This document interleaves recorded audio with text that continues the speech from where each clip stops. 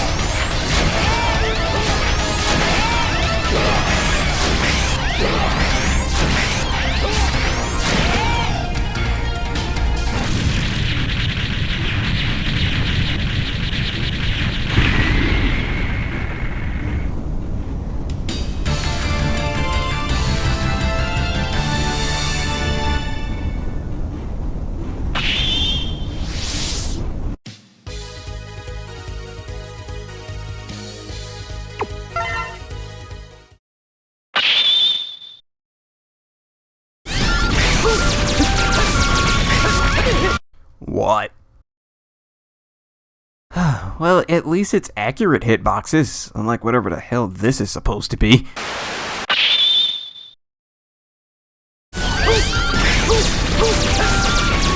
Man, sit your dumb ass down.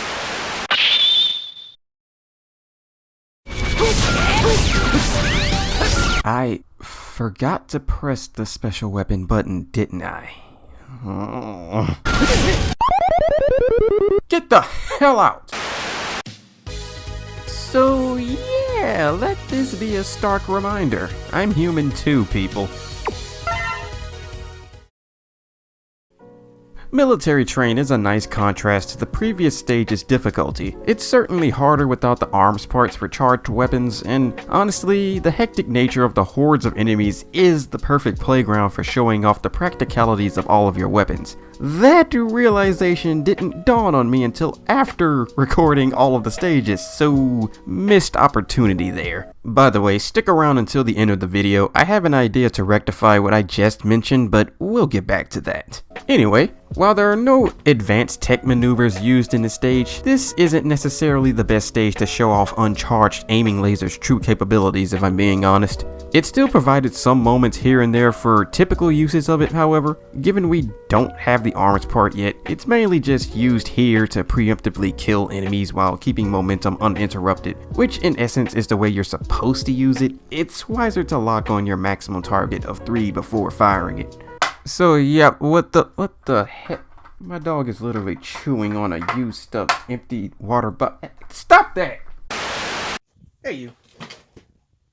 Stop that. You should not be chewing on water bottles. Especially ones that I have discarded. Look at me, boy. Look at me, boy. Good looky, I love you so much. So yeah, with the lack of more weapons, X-Buster's still carrying here. The laser still came in clutch for killing the ride armors faster and giving clearance to safely pass some areas or disposing of enemies the charge shot couldn't hit otherwise, like these up-close mets here. But for the most part, the chaotic nature of the enemy placement forced the X-Buster's hand, considering we don't have something like charged ground hunters' medium travel speed to destroy enemies before they could appear on screen, or charging aiming lasers to pretty much effortlessly steamroll this bonkers section you see here before the train stops. In short, this stage is easy as hell with more weapons, and is a slight pain in the ass without them. Really, the only merit of doing the stage early is getting Twin Slasher earlier, which was part of my reasoning here, not just a self-imposed thing. And oh boy, I'll get back to you on that one. Slash Beast, on the other hand, in my opinion, is sort of a mid-level difficulty type of boss in the Buster only setting. Once you figure him out, he's not an issue, but it's really easy to mess this fight up if you don't have ground hunters to outright cripple him into an endless loop, which honestly is not much of a criticism to him specifically. It's really all about not getting yourself trapped in a corner. And with how his jump heights are randomized, you can't necessarily predict how he'll close the distance. However, this is why I love X4 design. You'd think because of that randomness, he'd be pretty hard. Well, no. He has one glaring weakness, his weird as hell hitboxes, and I can assure you that is intentional. Other than being able to cleanly dash under all of his jump heights, even when sometimes it looks like his feet clearly grazed up against you, his Twin Slasher's hitbox is stupidly small and deceptive. All your character needs to do is just not be in their standing animation, and the horizontal slasher will just phase right through them. So if you were confused about that little bit in the fight, well, now you know. Twin Slasher. Look, don't freak out over the ranking at the bottom yet, alright? I'll get to that in a minute. Slasher gets a lot of flack for being weak. If we were only talking about the raw power of the uncharged version and just talking about damage alone, yeah, I'd agree with that 100%. The damage output of the uncharged Twin Slashers are straight up garbage. You want to know exactly how bad? Hitting a target with 3 slashers equates the same damage as a lemon. Yes, a lemon. So getting max damage out of them is best when used up close, but that's still a pretty weak option when ground hunter or literal lemons are like right there for rapid fire shenanigans. But that's why you have to factor in everything, because a weapon's worth is not based on just its raw numbers or if it can't beat your default weapon. Believe it or not, if you've got a good mash finger, Twin Slashers come out at a ridiculous speed when fired up close, faster than the Buster even. It makes sense why they're weak in that sense then, because your X-Buster would just end up being replaced when you have infinite ammo from the head parts. And the last thing we need is another unbalanced, broken to hell weapon like the Metal Blade from Mega Man 2. Getting away from damage for a bit, the arcing shots also give an advantage of rapid fire nonsense of enemies that are out of the Buster's range, or generally just helping you to not work so hard at aiming your lemons. When you've got more directions to fire from, that grants more mobility freedom. But, here's where things get interesting. When you consider everything I've said so far, that still doesn't make the normal twin slasher the most practical weapon. You're better off just using a buster or ground hunters over it, but charged twin slasher.